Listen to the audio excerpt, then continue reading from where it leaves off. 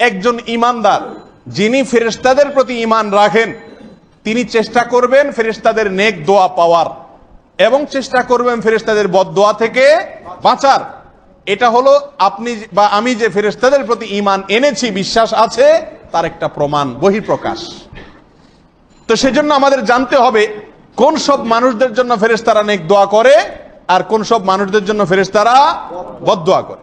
যে সকল মানুষের জন্য ফেরেশতারা বদদোয়া করেন বা ফেরেশতারা তাদের কাছে আল্লাহর রহমত নিয়ে আসেন না, আগমন করেন না, এই লোকগুলো প্রসঙ্গে হাদিসে নবী আলাইহিস সালাম বিভিন্ন জায়গায় বলেছেন। তার ভিতরে প্রথম যে ব্যক্তির কথা বলবো তা হলো ওই ব্যক্তি যে তার নিজের বাসা বাড়িতে কুকুর রাখে, ছবি রাখে কোনো জীবজন্তুর, বাসা বাড়িতে পেশাব পায়খানা বাচ্চাদের প্যাম্পাস সেগুলা হেফাজত না করে যেমনি সেমনি রাখে যেখান থেকে গন্ধ বের হয়।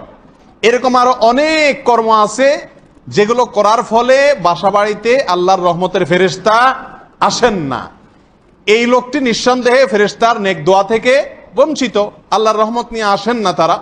বিধায় এক নম্বর লোক হলেন ওই ব্যক্তি যে ব্যক্তি তার বাসা বাড়িতে ফেরেশতা আসার রাস্তা রুদ্ধ করে রেখেছেন, বন্ধ করে রেখেছেন। দ্বিতীয়ত, যে ব্যক্তির জন্য ফেরেশতারা বদদোয়া করেন বা লানত করেন তিনি হলেন ওই হতভাগ্য মহিলা যাকে তার স্বামী আহ্বান করেন রাতে, অথচ তিনি সাড়া দেন না। তখন সারা রাত স্বামী তার প্রতি অসন্তুষ্ট হয়ে রাগান্বিত হয়ে রাত্রি যাপন করেন এবং সকাল পর্যন্ত সে অবস্থায় থাকে। নবী আলাইহিস সালাম বলেছেন এই মহিলার প্রতি আল্লাহর ফেরেশতারা লানত বর্ষণ করেন। বুখারী মুসলিম হাদিসটি বর্ণিত হয়েছে।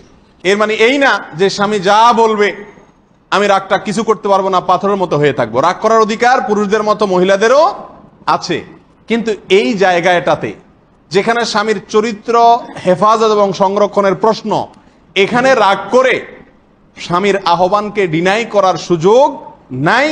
এই বিষয়টি খুব ভালো করে রপ্ত করতে হবে।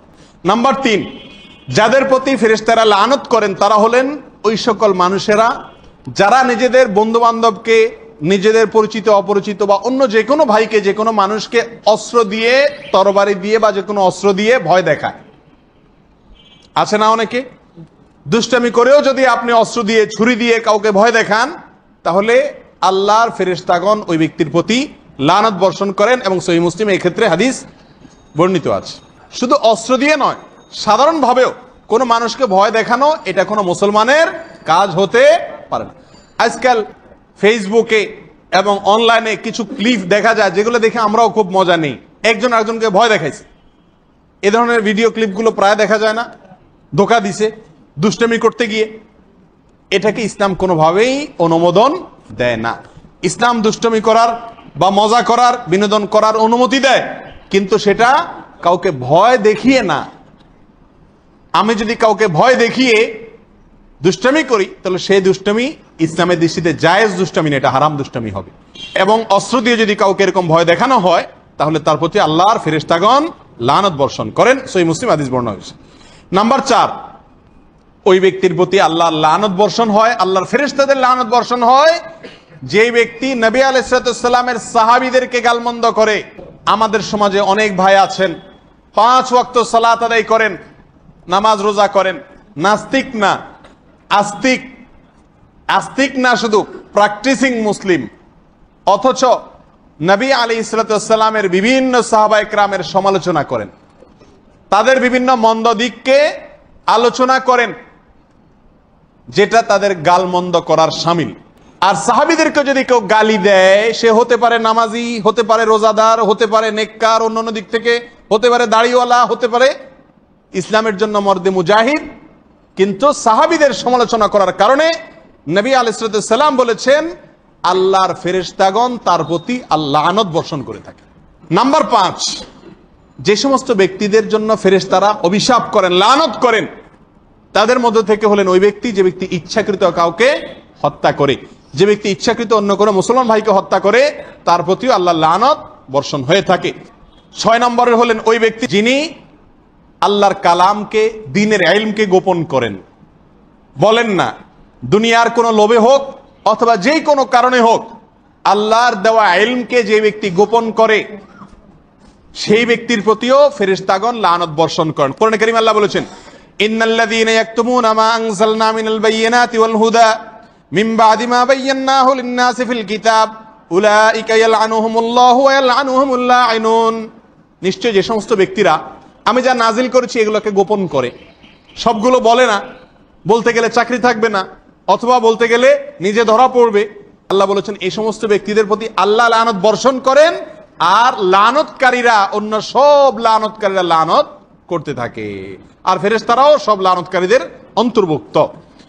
নাম্বার 7, যে ব্যক্তি কোন জায়গায় বিদআত করে অথবা কোন বিদআতিকে আশ্রয় দেয়, অথবা যে ব্যক্তি কোন দুর্ঘটনা, কোন মন্দ কাজ কোন জায়গায় করে অথবা অপকর্মকারীকে আশ্রয় দেয়, দুইটাই হাদিসের অর্থের ভিতরে শামিল। হাদিসের ভাষ্য হলো মান আহদাসা হাদাসান আও আওয়া মুহদিসান ফাআলাইহি লানাতুল্লাহি ওয়াল মালাইকা। যে ব্যক্তি কোন অন্যায় কাজ করে অথবা অন্যায়কারীকে আশ্রয় দেয়।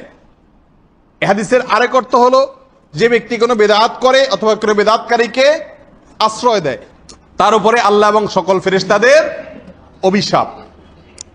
কোন কোন বর্ণনায় আসছে এটা মদিনার জন্য খাস। নবী আলাইহিস সালাম মদিনা প্রসঙ্গে আলোচনা করতে গিয়ে বলেছেন, যে ব্যক্তি মদিনা শহরে কোনো কুকর্ম করলো, কোনো দুর্ঘটনা ঘটাইলো, কোনো অনাচার করলো অথবা অনাচারকারীকে আশ্রয় দিল, তো এই জাতীয় কাজ যারা করে তাদের প্রতি আল্লাহ এবং সকল ফেরেশতারা এবং দুনিয়ার সকল মানুষের লানত বর্ষণ হতে থাকে। 8 নম্বর, যে ব্যক্তির প্রতি ফেরেশতাগণ লানত করেন, অভিশাপ করেন, সে ব্যক্তি হলেন ওই ব্যক্তি যিনি কোন মুসলমানের সঙ্গে কৃত অঙ্গীকারের খেলাফ করেন। কোন মুসলমান কাউকে আশ্রয় দিলেন, সেটা অমুসলিমও যদি হয়, সেই আশ্রয়কে, সেই অঙ্গীকারকে যে ব্যক্তি ভঙ্গ করে, এই ব্যক্তির প্রতিও ফেরেশতারা কি করেন? অভিশাপ করেন। 9 নম্বর হলেন ওই ব্যক্তি যে ব্যক্তি তার বাবা ছাড়া অন্য কারোর দিকে নিজেকে সম্বন্ধ করেন, অন্য কাউকে বাবা বলে পরিচয় দেন, এই ব্যক্তির প্রতিও ফেরেশতাগণের লানত বর্ষণ হয়। আমাদের সমাজে পালক পুত্রদের ক্ষেত্রে এই ঘটনাটি ঘটে থাকে। পালক পুত্রদের ক্ষেত্রে প্রায় 100%-এর কাছাকাছি বলা যেতে পারে, দিনদার গায়রে দিনদার সবার ভিতরে এই প্রবণতা আছে যে যারা পালক পুত্র তারা নিজের বাবাকে বাবা না বলে, যিনি লালন পালন করেন ছোটবেলা থেকে, তাকেই বাবা বলে পরিচয় দেন। এটা গুনাহের কাজ, এটা হারাম কাজ। আল্লাহ সুবহানাহু ওয়া তাআলা কোরআনে কারীমে পরিষ্কার ভাষায় এ বিষয়ে নিষেধাজ্ঞা আরোপ করেছেন, এবং ফেরেশতাদের লানত বর্ষিত হয় যারা নিজের বাবা ছাড়া অন্য কাউকে বাবা বলে পরিচয় দেয়।